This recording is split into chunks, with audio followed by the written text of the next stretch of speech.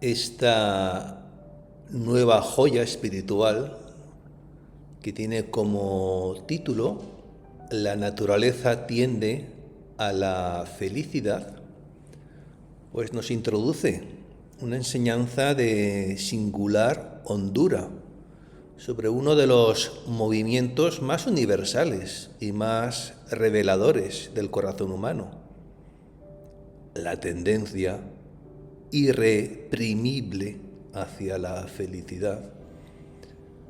Jesús no parte aquí de una condena inmediata de la naturaleza, ni la presenta como una realidad torcida en su raíz, sino como una obra salida de sus manos con una orientación legítima, profunda y constitutiva hacia el gozo. La criatura desea ser feliz, porque ha sido creada para la felicidad, más aún, para una felicidad que no sea efímera ni parcial, sino divina y eterna. Desde esta primera afirmación, el pasaje se sitúa en un horizonte altísimo, porque deja ver que la inclinación del alma al contento no es en sí misma una desviación, sino una huella del destino para el que fue formada. Sin embargo, el numeral no se detiene en esta verdad inicial, sino que muestra enseguida el drama de la dispersión interior. La naturaleza, llamada al todo, se apega a fragmentos. Hecha para el océano de la dicha divina, se detiene en pequeños gustos que no pueden colmarla. Y precisamente en esta desproporción se abre la enseñanza central del pasaje. Solo Dios posee la capacidad de llenar todas las fibras del ser humano, de absorber toda la naturaleza en un gusto pleno, sin residuos de vacío, de hastío ni de amargura. Así, lo que podría parecer una privación dolorosa se revela en labios de Jesús como una pedagogía de amor inmenso. Él quita lo poco para dar lo infinito. Él amarga los contentos limitados para disponer el alma a recibir la plenitud de sus gustos divinos. Por eso este pasaje debe sopesarse a la luz del reino, de la divina voluntad y de la nueva vida en el querer divino. No se trata solo de una reflexión sobre la inestabilidad de los gustos humanos, sino de una revelación sobre la verdadera bienaventuranza a la que está llamada la criatura, cuando deja de vivir de apoyos fragmentarios y comienza a vivir del querer mismo de Dios. El numeral prepara así al alma, a los hijos del fiat voluntas tua, para comprender que la felicidad plena no consiste en la suma de satisfacciones creadas, ni siquiera en consuelos espirituales aislados, sino en dejarse poseer por la divina voluntad, la única que es capaz de invadir, de ordenar y pacificar y colmar enteramente nuestra naturaleza con un gozo que no se agota jamás. Continuando mi habitual estado, en cuanto ha venido el bendito Jesús, me ha dicho: Pues esta declaración inicial que acabamos de escuchar es la confirmación de que el alma, en este caso Luisa, se encuentra ya inserta en un ritmo de vida interior estable, en una condición de habitual referencia a Jesús. Cuando Luisa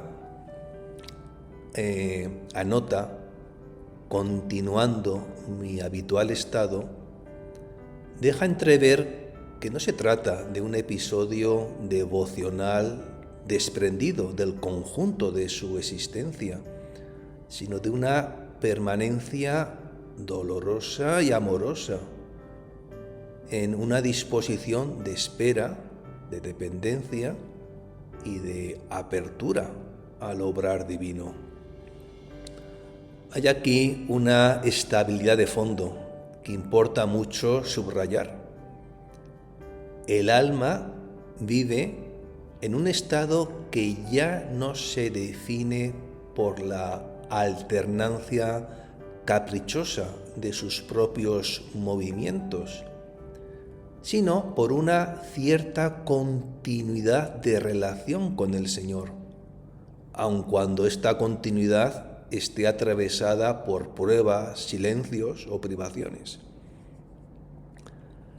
La expresión siguiente, en cuanto ha venido el bendito Jesús, pues nos introduce de inmediato en el verdadero centro del pasaje.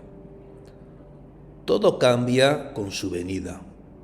No es Luisa quien toma la iniciativa decisiva, no es ella quien produce la palabra, la luz o la enseñanza. Es Jesús quien irrumpe, quien se hace presente, quien toma la delantera.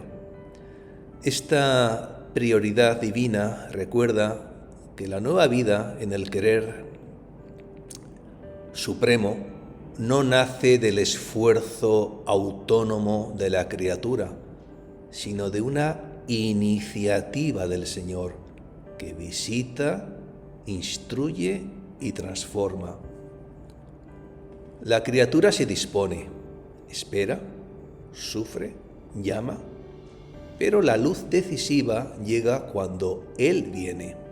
Y cuando viene, no lo hace de manera ornamental o secundaria, sino para revelar una verdad, corregir una desviación, ensanchar el horizonte interior del alma y elevarla a la inteligencia de su santísimo querer.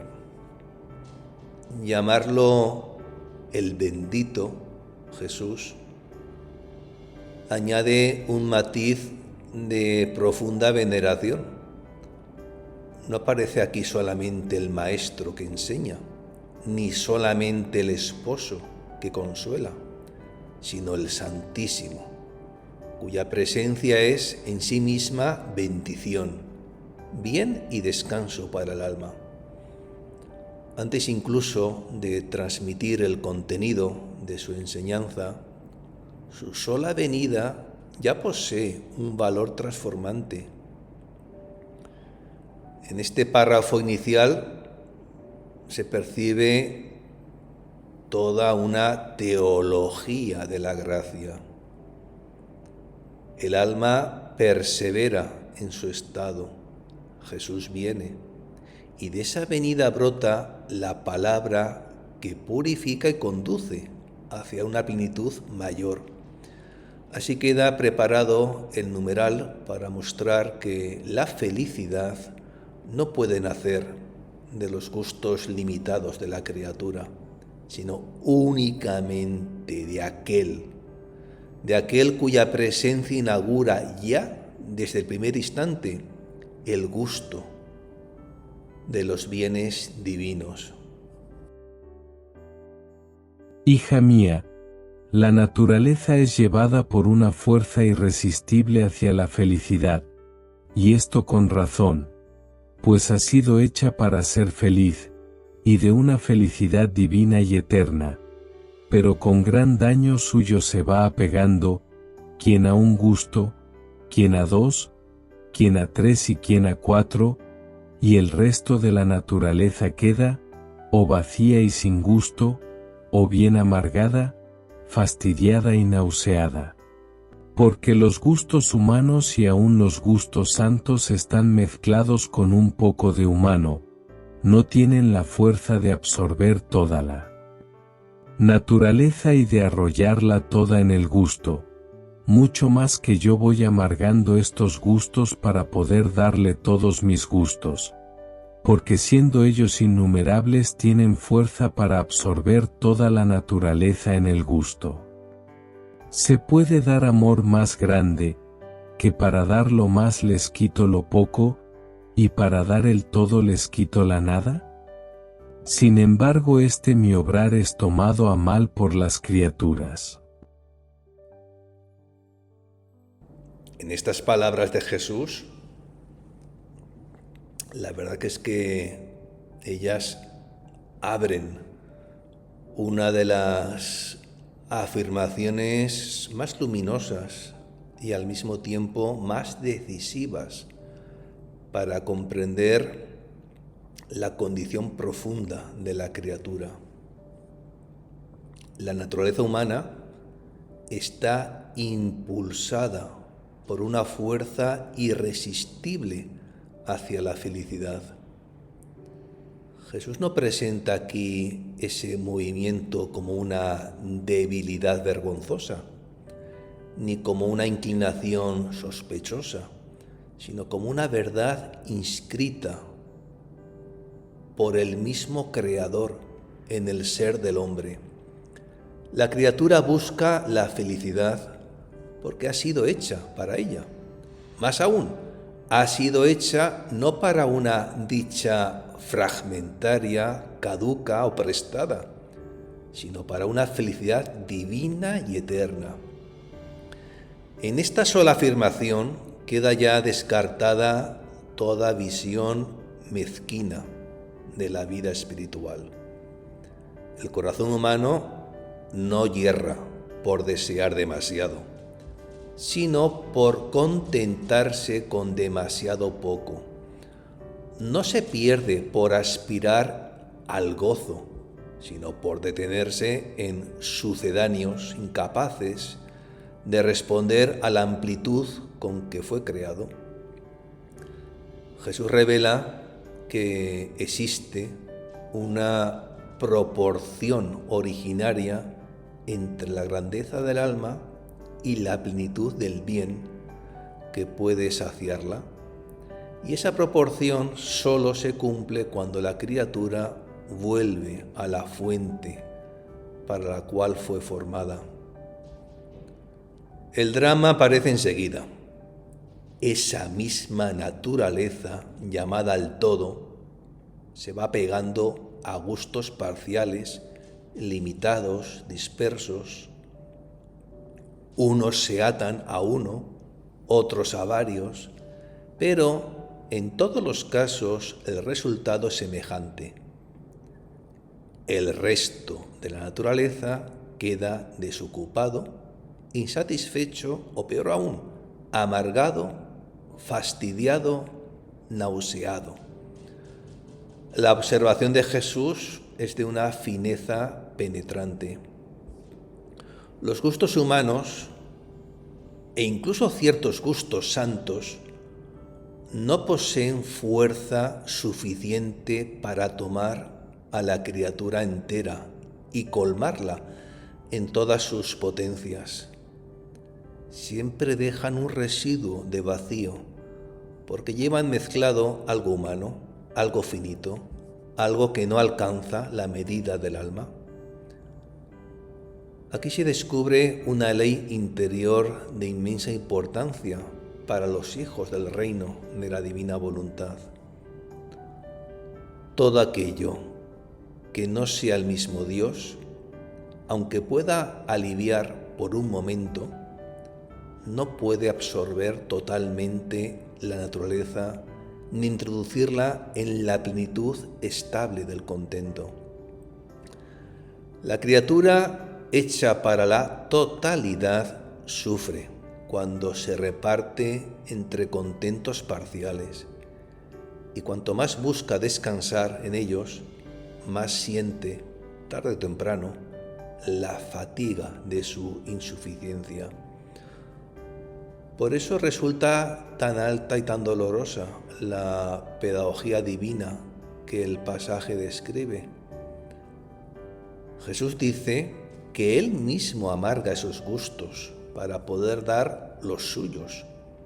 Esta confidencia contiene una clave preciosa para entender muchas privaciones, desencantos y desposesiones que el alma experimenta en su camino. No siempre se trata de abandono. Muchas veces se trata de una intervención amorosa que rompe apegos menores para abrir el espacio de un obsequio infinitamente mayor. El Señor no quita por crueldad ni vacía por gusto de empobrecer, sino para sustituir lo escaso por lo inmenso, lo fragmentario por lo pleno, lo mezclado por lo puro. Sus gustos, al ser innumerables, tienen la capacidad de invadir toda la naturaleza, de tomarla por entero, de envolverla y absorberla sin dejar zonas desnutridas del alma. En esta enseñanza resplandece con toda claridad el horizonte del libro de cielo. La nueva vida, en el don de dones, en el don de la divina voluntad, no consiste en añadir a la existencia humana algunos consuelos más elevados, sino en dejar que la criatura sea enteramente introducida en el ámbito del gozo divino, donde ya no vive de gustos aislados, sino de la misma voluntad de Dios, como principio de su felicidad, de su júbilo. La pregunta final de Jesús tiene un acento conmovedor. ¿Se puede dar amor más grande que quitar lo poco para dar lo más? ¿Quitar la nada para dar el todo? Aquí el Señor se presenta casi justificando su obrar ante la ceguera de las criaturas. Y sin embargo su queja revela el misterio más frecuente de la vida espiritual. El amor divino suele ser malinterpretado precisamente cuando más radicalmente actúa. La criatura juzga como pérdida lo que en realidad es preparación. La criatura ve como despojo lo que es ensanchamiento. Siente como amargura lo que está destinado a introducirla en una dulzura superior. De ahí que este numeral no solo describa la inclinación natural a la felicidad, sino que desvele la tragedia de resistirse al modo con que Dios quiere cumplirla. En el reino de la divina voluntad, el alma aprende finalmente a no medir el amor de Jesús por lo que le deja conservar, sino por aquello a lo que la destina. Y entonces comprende que las sustracciones del Señor, cuando proceden de su santísimo querer, no empobrecen jamás, vacían de lo insuficiente para hacer sitio a la plenitud divina, arrancan de lo pequeño para introducir en lo inmenso y hieren solo para que la naturaleza, por fin reunida en el todo, halle aquella felicidad eterna para la cual fue creada desde el principio.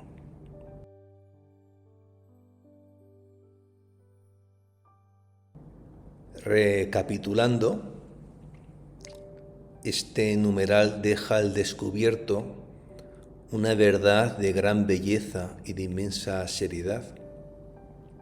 El corazón de la criatura ha sido formado para la felicidad, pero solo alcanza su reposo verdadero cuando entra en posesión de aquella plenitud que corresponde a su origen y a su destino.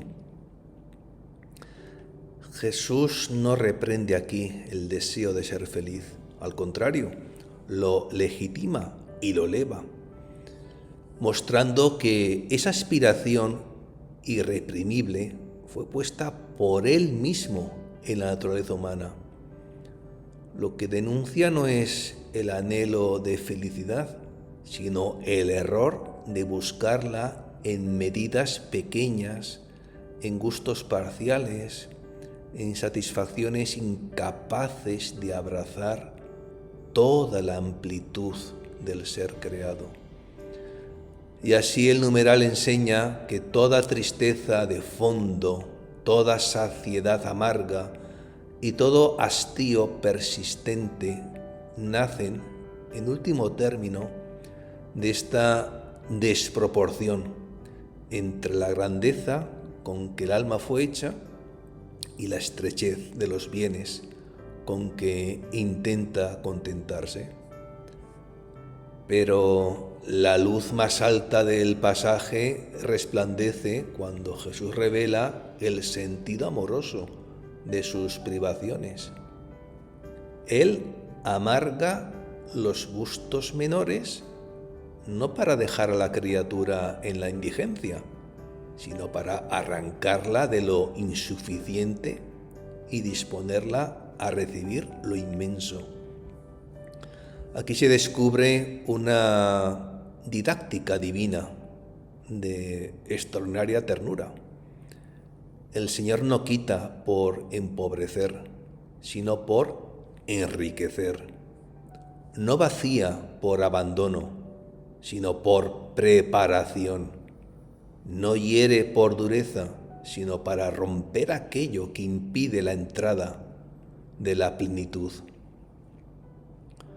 Lo que las criaturas juzgan muchas veces como pérdida no es sino la acción escondida de un amor más alto, que no se resigna a ver al alma detenida en migajas, cuando ha sido destinada al banquete de los bienes divinos. Por eso el dolor de ciertos desengaños, de ciertas sequedades o de ciertas amarguras permitidas por Dios, debe calarse a la luz de este numeral, no como negación del amor, sino como una de sus formas más puras y más exigentes.